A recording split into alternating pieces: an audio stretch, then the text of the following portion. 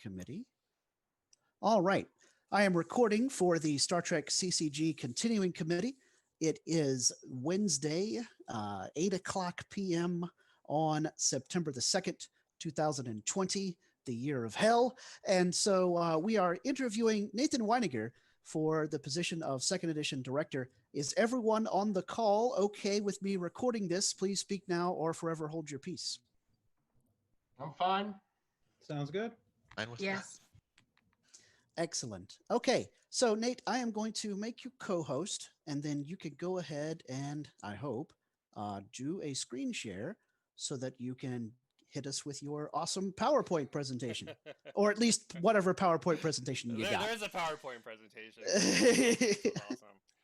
All right, thanks for. Let's see, we get this going. Let me go full screen here. Okay. So yeah, thanks for having me on. I want to just do a little presentation because I think I'm gonna talk about quite a few things I'm interested in pursuing, and kind of rather than just answer questions from the kind of feedback that you guys saw my written questions, I think this makes a lot more sense. Of course, you have to have a Star Trek theme if you're going to talk about Star Trek's cards. So I'm following one theme, and it's on my shirt. It's the Darmok and Jalad. So it's the Star Trek episode Darmok. All right. So all right, just gonna tell you a little about my plans, and I guess tell a story through Star Trek. Here you go. Okay. So first, I told this to you, Scott. I wanted to put my DNA test out there. I will point out that I'm 99.9% European. So if that matters, you can always point to this slide. All right. Anyway, so going back into the actual presentation. So what things are kind of good? We know that are good about TUI. What things are maybe things that we can improve upon? So first, kind of the obvious things that are good. Players have a really vast understanding of the game, and you could pretty much ask any person that plays semi-regularly about certain cards, and they would know a lot about that, way more than kind of an average player of any other game.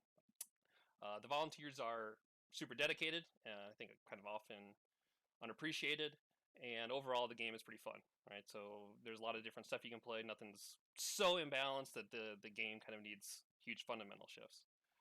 Okay, so where I think some issues are is that kind of there is at least a sizable portion of players that feel they're kind of unheard in the current environment.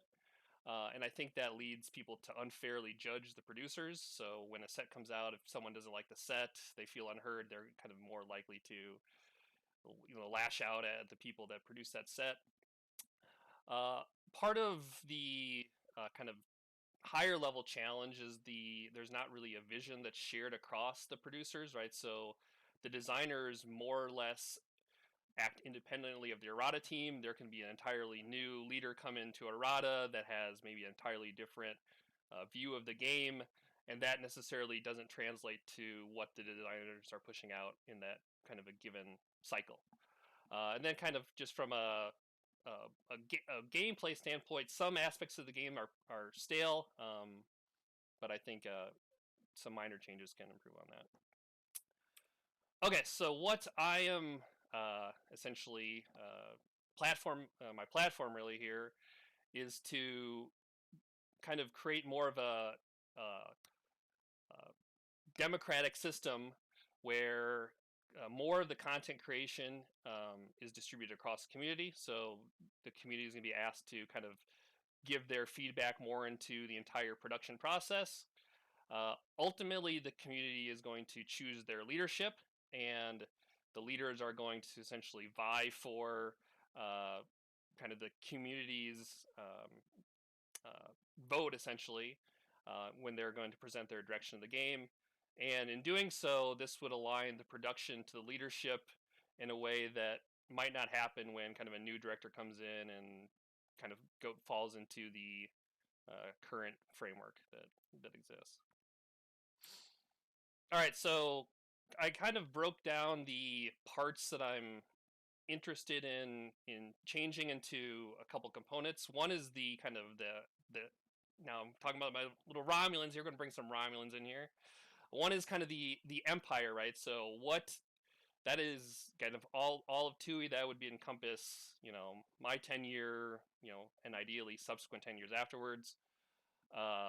The my own interests, that's the praetor, nator level interests, and then how I'm going to try to incorporate the community level interests into, I guess, my tenure as a director. Okay, so first the empire. So the big change I'm proposing is to create a 1-year term limit for the director, uh, and that director presents a vision to the community. Community essentially decides which visions, among probably multiple options, they'll choose for a given year.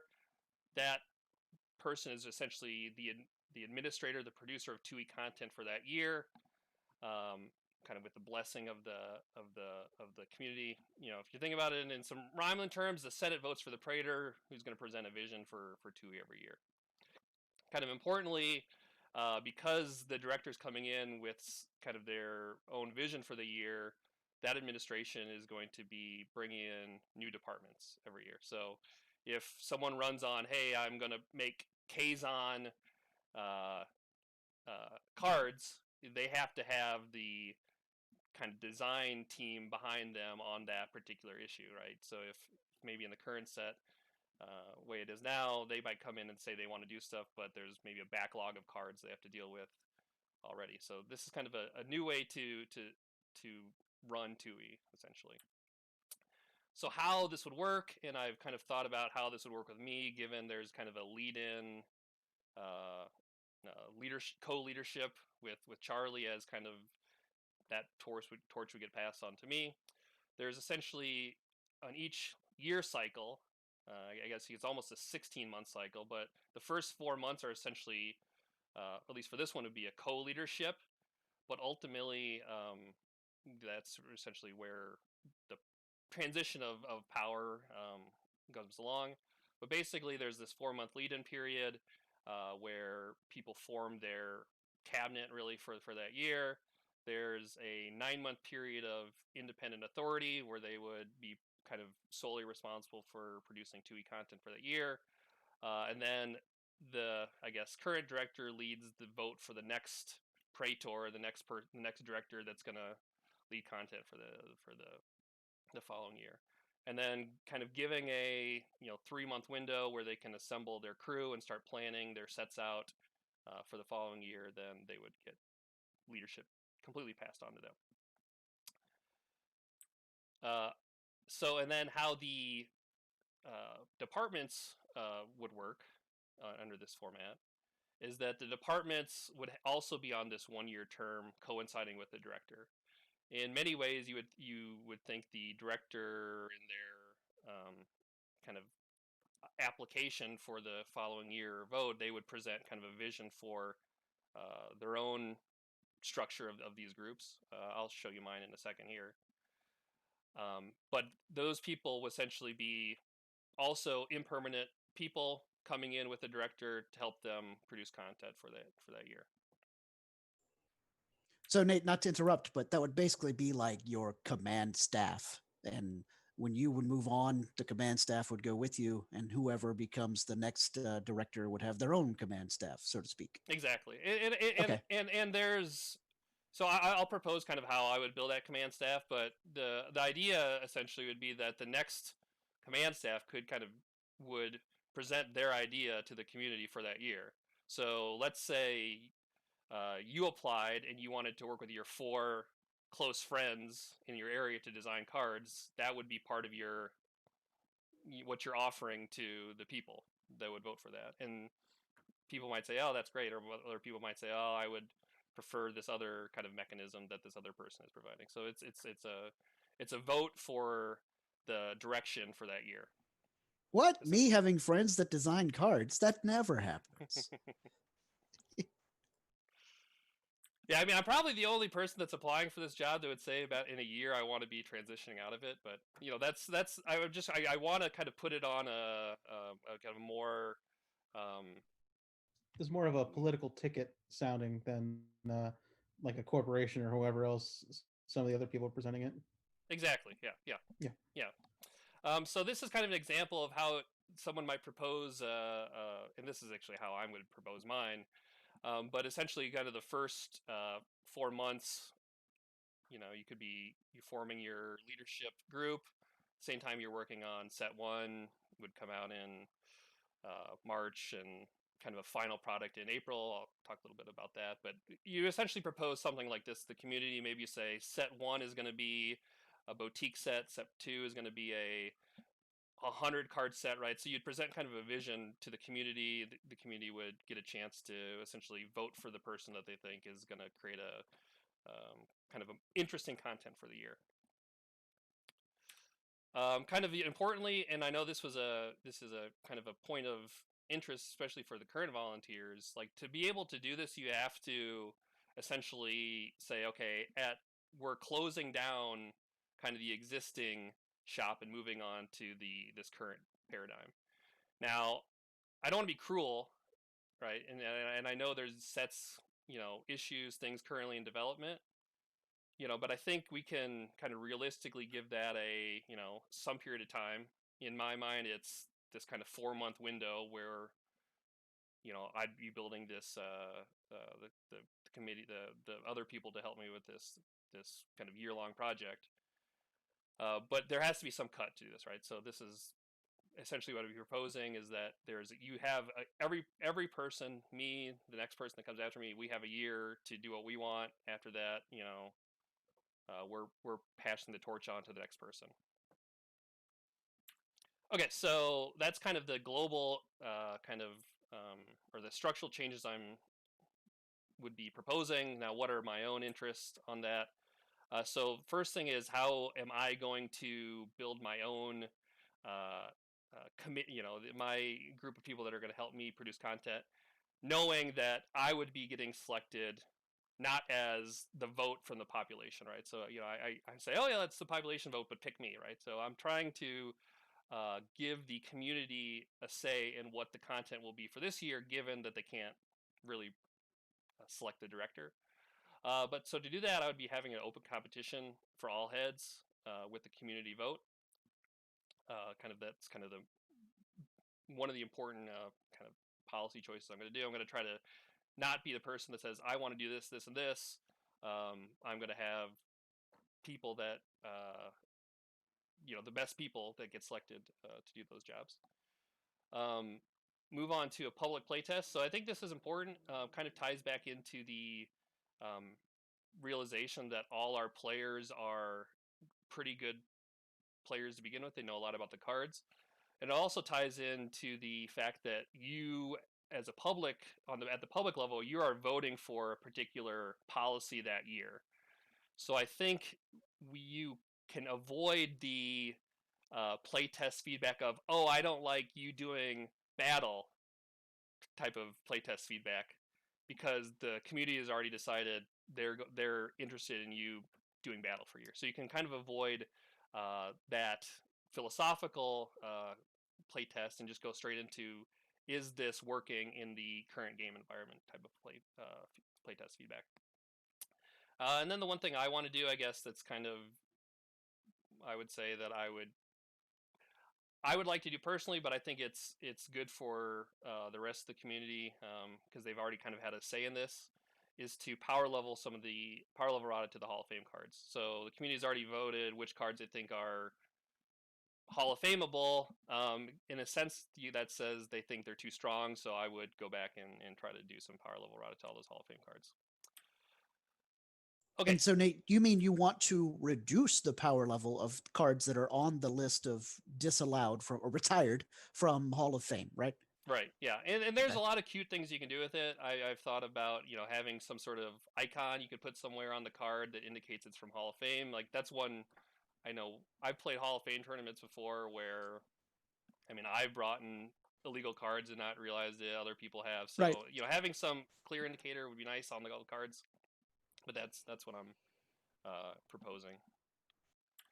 Okay, so the departments to be forming, and I'm not. I guess I want to point out that I don't think the departments are not doing their job. I just think you need to bring in new people every year to exercise that vision, right? You need people that are going to be on board with developing the cards that the director that gets voted in wants to produce. That needs to be tied into the kind of the rulings they're going to make, the balance issues that person is going to enact. And then ultimately, if you're proposing kind of to produce many cards on a level, right, you need to even bring in probably creative people that are going to be dedicated to help you accomplish that.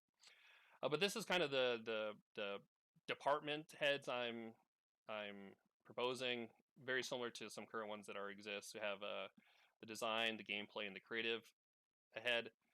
The kind of the one particular point I want to bring about this is the gameplay person is actually going to be the one in charge of the public playtest. They would be the ones that would actually recommend the changes after the public playtest. So it actually pulls that. So currently right now the playtesters give feedback to the designers, and the designers get to pick if they want to use it or not. But I tried to break that apart, so now we have kind of more of a balance of power in what gets designed. Okay, so how would the competition work? Kind of real simple. Anyone can apply. I would ask a series of questions, maybe ideally, which would be like envisioning kind of what I would think would be good for 2E content, but ultimately the community gets to vote on that, and the responses would be available to people. It would actually function very much like the next election for the director I'm envisioning.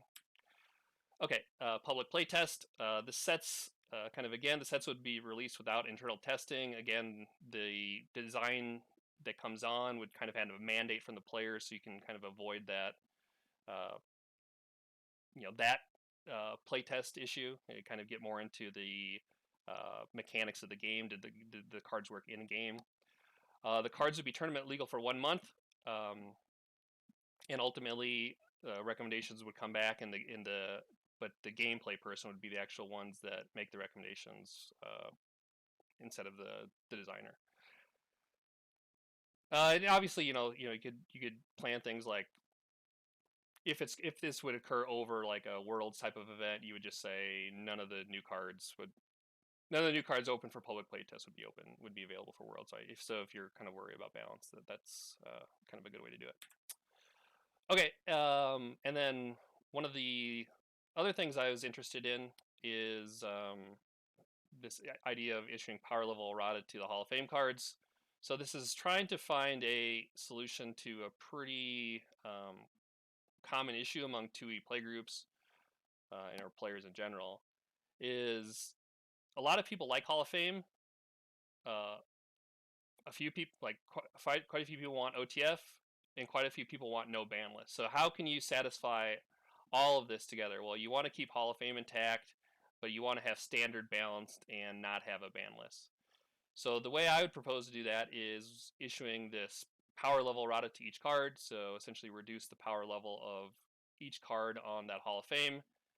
I think not to a point that it becomes unplayable, just makes it a little less good. The common example I always say is make at what cost give you 5 counters instead of 7, right? So it's people could still play the essence of the card, it's just not as big of a boost, right? So maybe it's not as played as much, or maybe it's only played in different situations.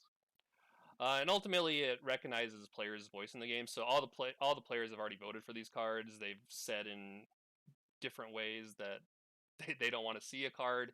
I think a lot of them probably vote saying this card is too good. So this is kind of taking their feedback into account. And ultimately, this would be the first public playtest, right? So it's kind of an easy things to do. I would say, you could, increase the cost of a dilemma by 1, right? It's not kind of game shattering, and so this could be an easy thing to playtest, kind of the first try of that public playtest. Okay, so the last is the Senate and the community. I guess how I'm going to, assess the feelings of the community and all these things, right? So that the big thing is around it is that open competition. I had kind of specific questions that I would ask any of them, but maybe the details are important, so I put kind of more general points here, but I'd be looking for each department. I'm going to have them propose the structure, right? So are they going to have like if you're the designer, they say it's me and my 3 friends are going to make cards in my basement. If you're one person might say, hey, I'm a current designer. I'm going to recruit these other 4 designers that I work with already to produce this particular content. I would assess, try to do questions or assess the ability to create elegant cards. I think this is kind of what I really like about some cards is they just are very pretty, not just kind of the picture, but the game text itself. And also, funny cards, things like that, right? To really try to look at people's creativity and kind of present like how they envision which cards would be coming out that given year. Okay, for the gameplay person, kind of similar type of competition. Again, ask them about their own structure, what their impressions of kind of 2E as a balance game. So they kind of have to be the person that recognizes when things are too good and when they're not good enough. Like I said, they would be monitoring the public playtest, would be assessing their ability to do that, and then what their vision is for errata. Are they more conservative? Do they want to remove errata more cards? Do they want to buff cards? Things like that, right? So the public has a say in what happens with that. And then lastly, right, because each year you're proposing new content, I think you need to have a new person come in that is willing to put in that work for a year, right? So this is be a competition around that. Kind of first kind of assess the technical capabilities, and then kind of their creativity in making cards. So people can vote on that. People can see which one they like, and have a say in that. But kind of ultimately, even if you think so let's say you've people voted for this got selected, and then a year later people say, that wasn't too great. The beauty of this is there's another election next year, and there's a vision for 2E presented, right? So Tomlock might apply next year. He might also want to do open competition for heads, but he's more conservative on errata, but he's really big on making Kazons, right? And the community could vote for this person because they really want to follow that. Or alternatively, Shinzan says, hey, I'm going to get my 4 Riemann buddies. We're going to produce these cards. We're going to make one set that's all errata cards, and we're going to reproduce any of these cards that were supposed to be produced this year that might have got cut because of this kind of structural change that I'm proposing. But the good thing is the community gets to vote on that ultimately. And a previous slide stipulated a peaceful transition of power. No actual radiation dissolving the Senate, right? And just checking. I got that one just in case this went really badly. Yeah, but it kind of just in summary, really want to just kind of produce, create what would be a representative democracy for 2E content. Kind of recognizing that the people that are still around, even if they're not producers of the game, have kind of strong opinions. Give new people opportunity to come in and present new ideas that essentially get voted on each year. So the community ultimately gets to choose their vision for each year. I think it's, in a sense, you can't really complain because you get what you voted for in that way too.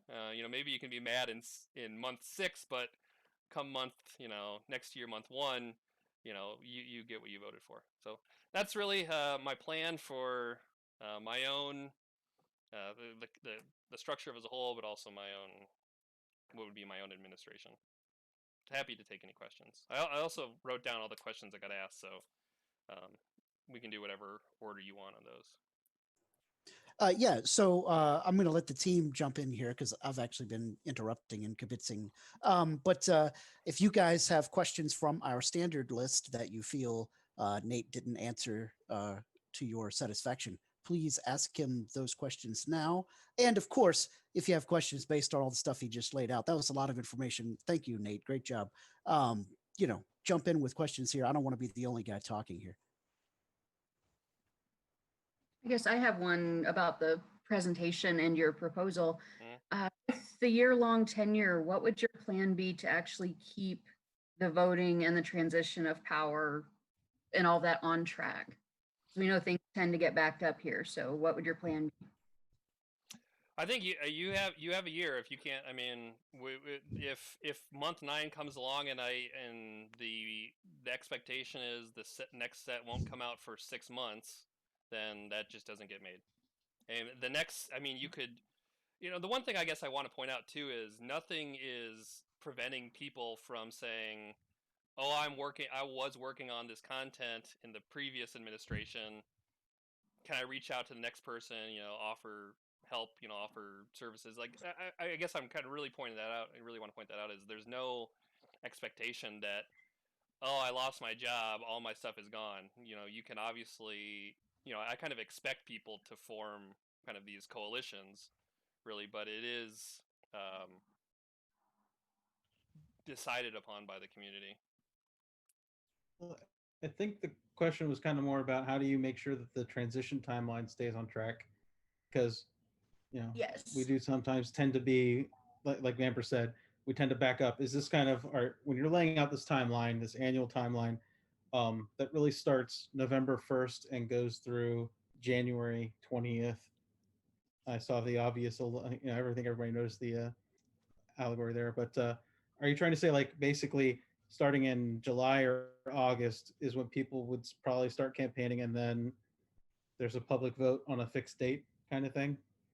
Yeah, I mean, it would depend on like when. I'm not exactly sure when this current position would start, but it would try to be what I envision is it's 9 months of independent kind of authority, and at that 9-month time period is when the next person has been selected.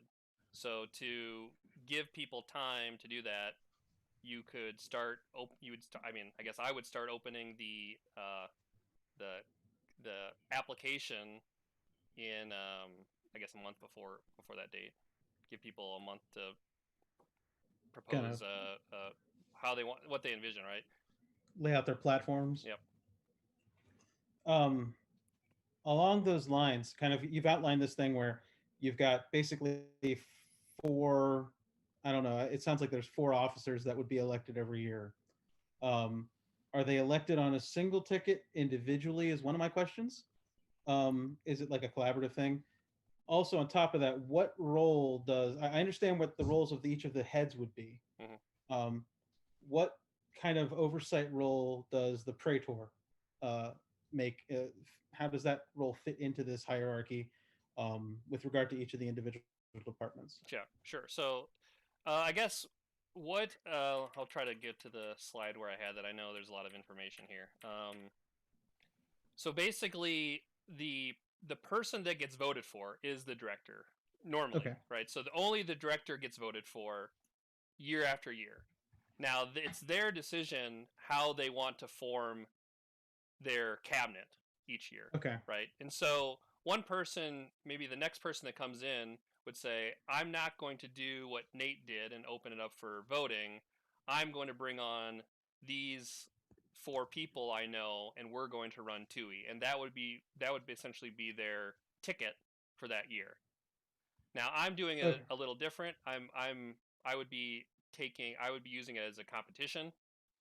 I think it's fun for one. I think it's kind of these things are a little fun, but it's also gives the community a chance to kind of pseudo vote for what they want the direction to be this year, right? So because right now, if I got picked, and I said, oh, these are my cabinet, essentially the community has no voice in what that would be.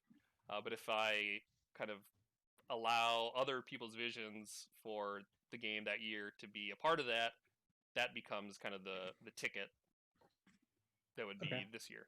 Yeah. I remember you saying this now. I just got my wires crossed. Thank you. I mean, people could the next year people could vote. People could offer whatever they want. Like I said, like they could do this. I'm bringing everyone on. They could copy exactly what I'm doing. They could say, oh, I'll make a kind of a competition for this afterwards. I think competition is fun, because it's going to bring in people that want to do it. Obviously every year. But it's kind of up to the person that gets elected to make that decision.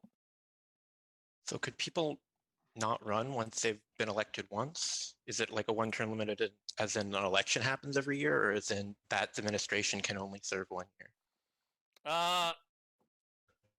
I would only want to serve 1 year, and I guess I would probably do the George Washington thing where well, I guess he served 2 terms, but it wasn't. It didn't. I don't think it became an amendment until years after he stopped doing it, right? So it was FDR, yeah. yeah. So now it's a hopefully the system.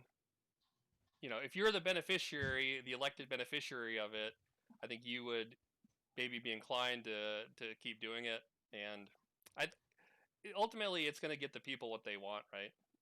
If the people want, Kazon's indie and whatever, that's what they're going to get. They're going to vote for it and they'll get what they want.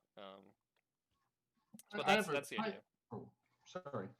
I have a couple of questions. I know I sent you a lot of questions, and I'm not going to ask them all because I don't want this to become a conversation between just the two of us. So I'll just ask you two sort of big questions that jump into my mind. And the first is sort of circles back around to this: people get what they voted for. The 2E community, especially right now, is probably more divided than I have ever seen it. And if history is any indication of future behavior, I have no reason to suspect that people who don't get what they vote for will happily sit by quietly and let things happen. 51% of people vote for you, 49% of people vote for somebody else. If history teaches us anything about the 2E community, those 49% of the people aren't just going to sit back and say, well, let's support the new administration. They're going to make a lot of noise and they're going to be unhappy. How do you deal with that? And then the second question is, well, okay? Well, I mean, I guess I would counter that. Is having a set person that you can't vote for, is that going to be a better solution than that, right? If you say this person is running 2E and I can't vote for it, are you going to be more or less content with that than if you say, well, I got to vote, but the person I want didn't win? So, well, I'm not sure. I'm not sure that answered the question, but I don't want this to become a back and forth between us. I'll accept that you've answered the question with a question. But the second question I have is, in my experience as a volunteer, I've worked on 6 sets that have already been produced. I've got 3 more in some state of production for now, anyway.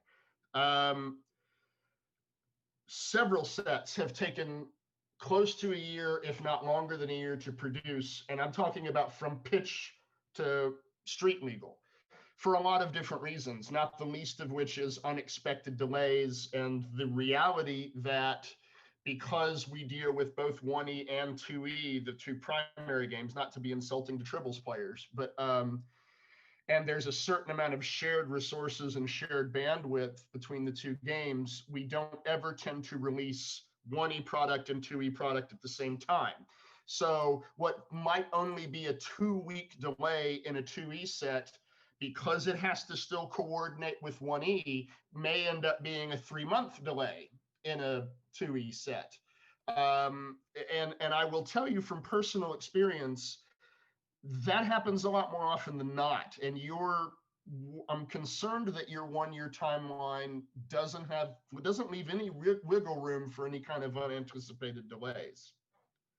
I mean, because the reality is, if I'm working on a set sometime in September, and then some crucial person drops off the face of the earth for 3 weeks and is unreachable, which happens, and then that set's delayed, and then because of the 1E schedule, that set now isn't going to come out until February, realistically. Well, too bad. We've just lost that work. How is that? What's the trade-off for that? What benefit am I getting for that risk? Well, if you have a backlog, right? The sets are still coming out every 6 months now, maybe, right? So sets are still coming out. The backlog is never going. I mean, you're just going if that's kind of the continued case, you're just going to keep filling this backlog over and over again, right? So if set 10 gets delayed, that means 11, 12, right? So if you have a backlog, it's never, having a current backlog isn't going to change that. I think for the kind of the 1E versus 2E resources, and I was thinking about this for a while, but I think that's why the creative person needs to come in with my understanding is a lot of the shared resources is that kind of creative side, the art, the people that to produce the cards, right? So it would be to essentially take the art responsibilities of TUI and put them into the administration that comes in TUI every year. Now, I don't want to mess with OneE if OneE has their own thing and they want to share their resources with Tribbles. Like that's fine. But it would be bringing in a new creative person, the art person, essentially the person that's going to be making the content each year. And so they would also be on that same timeline as the rest of the staff. And so I just have one more follow-up question, then I'll stop. And I apologize, I did say 2 questions, but the third one occurred to me is that what we're really saying here at this point then is that to volunteer in 2E, you have to enjoy politics. You have to enjoy running for things, right? You don't. That becomes part of your job. Is that correct? For the leadership, yeah. For the leader, if you're going to lead TUI, you have to be at least convince people that your plan for that year is worth following. I mean, I think for the design portion of the cabinet that would come on, perhaps the person that's running for director has already decided what their design staff's going to be, so that would keep them separate from the politics. Well, not really, no, right? Because if you say you want me on your team, and then there's a group of players that really hates the idea of me being on your team, I'm involved in the politics too, whether I want to be or not, right? Yeah, I guess. I mean, I suppose. Yeah, I suppose. I mean, I don't think. I mean, if the ticket isn't strong enough to hold up to just personal grudges, then maybe it's just maybe it's not strong enough to present a good vision for TUI that year. That would be my kind of belief on it. I don't know. I get what you're going at. Is I think there that could go into it. Someone could say, yeah, I didn't like the set this person produced 4 years ago, so I don't like him as a designer in this person's ticket. But that's still a valid concern about a designer. Like I wouldn't want that to be completely dismissed. So, a question for Nathan, and I don't mean to put you on the spot with this. I'm just curious. Let's say that this system is implemented, or had already been implemented. What would your vision for this year be? Like, what kind of people would you bring on? And you don't need to name names, but what kind of stuff do you want to see done this year, aside from the Hall of Fame thing, which I'm in favor of? If you had a vision for the 3 sets that you're talking about, I know you may not be the design guy, but do you have an idea of what you kind of want to see, even at a high level? Yeah, there's an idea I would like to see, but it's enough where I wouldn't want to be the sole person to make that decision, right? So that's why I'm so the idea would be to have kind of one large set that occurs at some point in that year. That one large set would be kind of on the complexity of cards from Premier, a lot of kind of not Premier level non-uniques, a lot of big name people that cost a lot with like one line game text that would be kind of simple to understand. Really, it would, in my mind, it would be kind of a set where if you said I didn't follow TUI until that set, I could pick up at that set and more or less make some decks out of. That would be my personal interest. I think that would be really cool to do. But I understand that that's not getting voted for. I might try to ask questions leading to that in the competition that the community would also ultimately vote for. So that would be kind of my high level idea for sets that would come out, and maybe kind of the subsequent sets kind of build off that. But I'm going to let the community vote on that. Okay. Thank you. So Nate, I'm going to jump in with one of the questions from our list that we had sent you. We've talked a lot about what you have planned and ideas, but let's take a look at question number 5, which is what makes you the best fit for this position? So I guess talk a little bit about your qualifications, like, what's your day job? What have you done in life experience wise that you think makes you a good fit for doing this? Okay. Well, I think the best fit is if you like the vision I'm presenting. Like, if you think the vision sucks, you shouldn't pick me. In some way you're kind of voting for the vision if you vote for me. I would like, if you pick other candidates, they at least consider this kind of vision. Maybe they have maybe they want to kind of ride the current year out or whatever. I guess, but I would, I guess, uh, ask other candidates if if they win this position, they would consider at least this kind of idea. So you're gonna have to like the fit to pick me, or you're gonna have to like that vision to pick me ultimately. Um, the community is always gonna get what they want. I think that's kind of why I make this particular proposal might be appealing. For me personally, I am a professor. I do data analysis for my job. I have very, I would say, technical skills, definitely data analysis skills. Um, I don't have a all-encompassing hobby, really. That, like, so I have kind of a lot of different hobbies that I spend times in. So I could dedicate kind of time to a big hobby like this. For me, as a like a 2E player, I know the game pretty well. I don't think people hate me. Maybe I'm wrong on that, but I think I can talk to enough people that I wouldn't have any problem approaching people. I have a question. Yep. On one of your slides, you said the game's fun and that's a plus, and on another one, you said that the game's stale. In what ways do you think it's stale, and how do you plan to fix it? So I think the stale part is the cards you see all the time, right? So that's there's a new card that scores 5 points. Let me use at what cost with this new card, right? So that's kind of a stale aspect of the game that um, has that Hall of Fame has addressed in their own way. But I understand that not everyone finds the ban list appealing. But I think the people that don't want a ban list.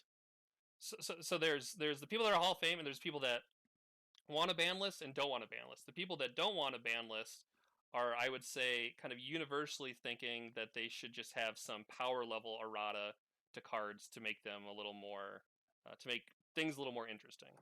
So that's kind of what I mean by, you know, that's kind of what I want to do about making the game a little less stale. Essentially, just do some minor tweaks on cards that are too strong to make them a little less played. Uh, one of the so I'm gonna ultimately this will be, so that's kind of aside. Ultimately, there's going to be that competition for the errata person, or I guess the gameplay person, who would be kind of in charge of this errata decisions.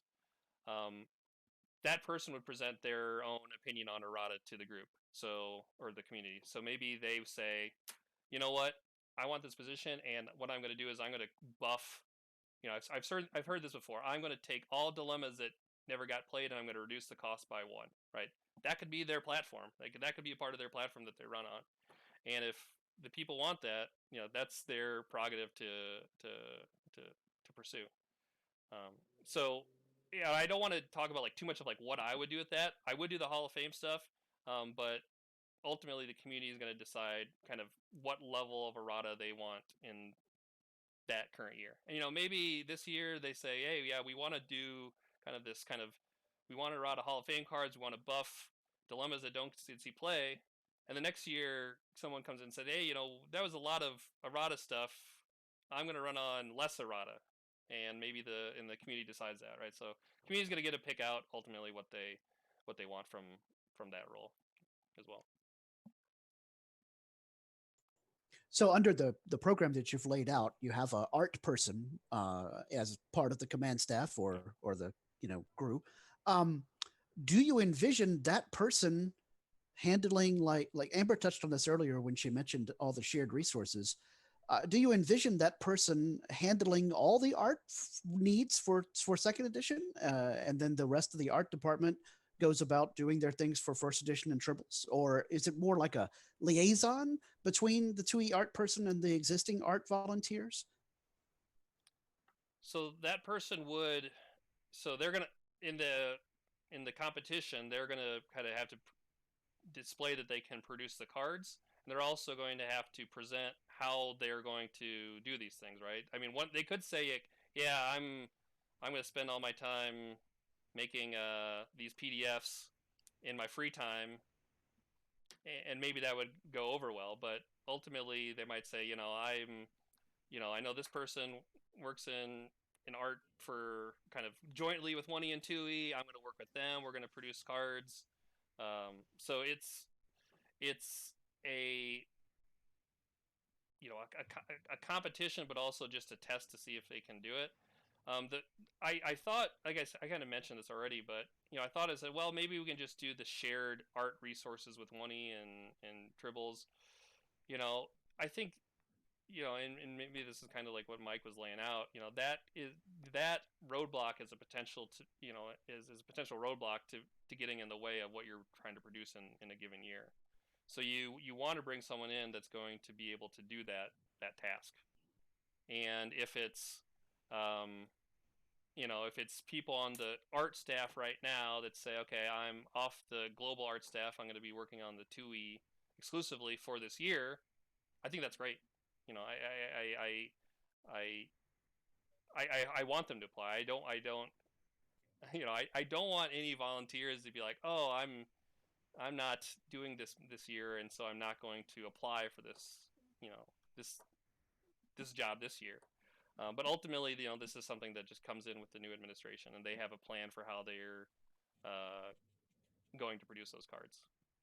I think this is one thing, if and ultimately the buck stops with the director too, right? So, if we're struggling making the cards, like that's on me to either do to help, to find the people to be able to help with that, or take the load myself. So that's the idea. So with regard to your 1-year structure, I have some concerns with what that could mean. And so I'll preface this by saying that the question that this relates to is, how do you envision this not happening, or how do you plan to avoid this happening? Because it sounds like this search for find a new director has taken 2 months, I think, or so, and it's going to take a bit more than that. So my concern is, with a year election every year, that the person who's elected is going to be spending a lot of time campaigning and planning for the next year that they would otherwise be using on doing their current job. And that the amount of instability that could result from a changeover every single year, especially because sets take longer than a year, because some people might vote for something that would take longer than a year, and then the next administration could be voted in for something completely different and scrap it, and there's no real way to salvage anything. And because the teams that are being brought on by the elected directors aren't themselves voted on, and so there's potential for a sort of formalization of cliques of the friends around a certain person who are somewhat independent of the particular plan they want to put forward, and tensions that could arise from that. Well, I mean, in some way, if you're applying, for the director next year, you have to be able to produce the stuff, right? And that is, the community gets to say, like, I think this person can do it, or I don't think this person can do it, or what they're proposing is impossible to do, right? They want to produce like 400 card sets, just them in their basement, right? No way, obviously you can't do that stuff. And in the community, hopefully is smart enough not to pick that person. But the, I understand how you can run into this issue, kind of at the end, but if the expectation is that your stuff is done on a given month, or in the following year, like that's it. Like that, that's your job to be able to do that. If you can't reach it, then that never happened, and you did waste a lot of time on that project. I think for the campaigning part, I mean, there's not there hasn't been at least as far as I'm aware, there hasn't been like a 2E director application that no one's ever applied for, right? So I think there's 4 this year. There was 5 the previous time, right? So people are going to, in my mind, are going to want to lead this. They're going to have they're going to be able to enact the vision they want to do if the community agrees with them. So I don't think you're going to run into kind of motivation to do it. I mean, is their time better spent working on a project than proposing a project? I don't know, not really. I think if you spend a month kind of making a good case to the community of why your vision for that year is good and they pick you, I mean, I think that's just as good as spending it, working on a attribute, something like that on a card, right? I want the community to be able to pick their direction for the game. Ultimately, we don't want to do like a will the collective for everything, but they should be able to have some say in what is ultimately going to be the content produced that they're going to consume. I mean, there's not so many players that you need to kind of wall off a large portion of them from the content creation. Yeah, when the game was being commercially produced, we all got to vote with our dollars, basically. But since cards are all free to download now, there isn't really that way to vote with our dollars.